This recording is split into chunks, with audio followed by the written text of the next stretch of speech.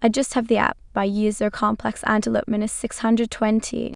I was at the Mod of Walls yesterday during my bi-weekly grocery shopping and vibing with some death metal blaring in my hearing aids. Bluetooth is amazing. I noticed a teen, probably 18 or maybe even 20. I'm old, forgive me. I pay no mind and continue shopping in the produce aisle looking for Fuji apples first on my list. Then later I see the same person, empty basket, looking confused, and that's when I notice they have a cochlear implant. I get their attention and turn off my music and with my voice ask if they are okay. He points to his ear and moves his head side to side to tell me he can't hear anything. I smile and ask, "Do you know ASL?" in ASL. His face lit up like morning sunshine and says, "Yes, can you help me?" I ask, "What do you need?" He says, "This is my first time shopping by myself. Where can I find Rudel?" I introduce him to the Mod of Walls app, give him a show on how I can locate the item and took him right to it. He downloaded the app and I helped him set things up in the store. He thanked me, said it's wonderful. Mod of Walls hires someone like you. I had a chuckle and told him I don't work here, I'm just another deafie like you. Just more experience. I laughed, he laughed, the Decepticons laughed. It was a good day. I went back about my shopping and my new friend is me on Telegram. 81/2 floor, please request. I got in an elevator by user IC welcome in 1700. Visited a friend that lived in a high-rise apartment building of 15 floors. Most of the tenants are on the older, retired side of age, but only by coincidence since it wasn't a senior living building. I got into the elevator to head up to the 11th floor where my friend lived and picked up a couple elderly women on way up. One woman requested to be taken to the 81/2 floor when they got in.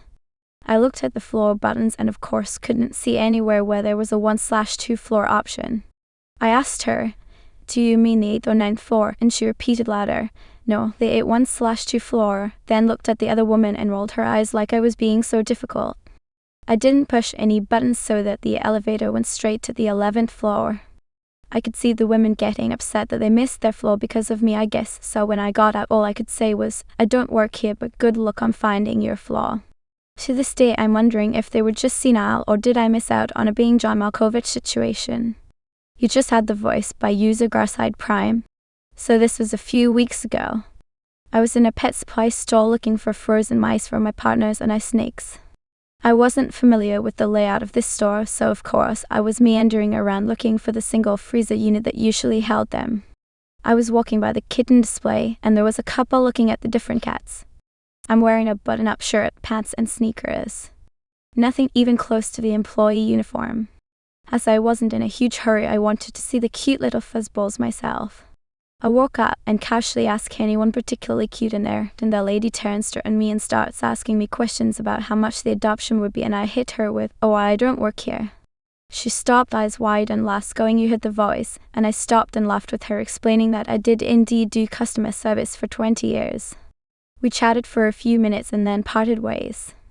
Guess I have to watch how I interact with other customers or else I'll give the wrong impression. State Park Drama by user Salmundo. I was at the local state park recently with my wife and doggos. For context, we were in the US and not far from the border with Canada.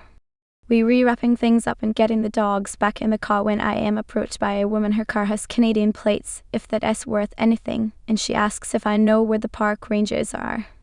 As I start to explain where the ranger station is, she walks me over to a nearby pickup truck and says that there is a dog in the truck and it is going to die from the heat. I have a look on. One, it is not all that warm.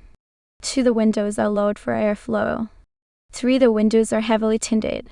4, the dog looks fine, it is enjoying barking at passers-by. And 5, there is a bowl of water in the truck.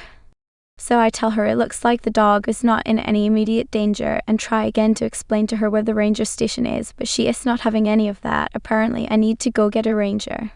As I am walking away and trying again to say that if she is concerned she can go to the ranger station, she says that she is from Canada and has other things to do and wanders off to enjoy the beach.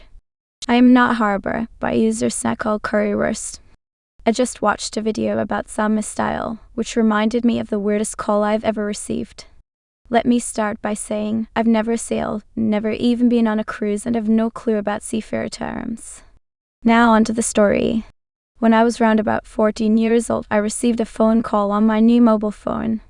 A guy asked me how the tide was and if he'd be allowed to reach port. The wording he used was "ein offen," which has a double triple meaning. It's either to reach port and common in everyday language, reaching a goal in a running event a little more common, or shrinking laundry when it got washed too hot common. Needless to say, I was super confused. The man on the phone got more and more agitated and kept tossing words left and right, most of which I've never heard in my life.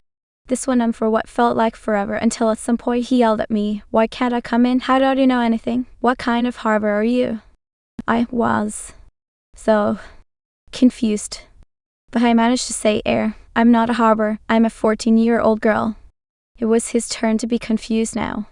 He stammered something about how this couldn't be possible and that he was sure he got this number right. At the end, he insisted that my phone number was printed in some nautical atlas he used. He weakly apologized and hung up.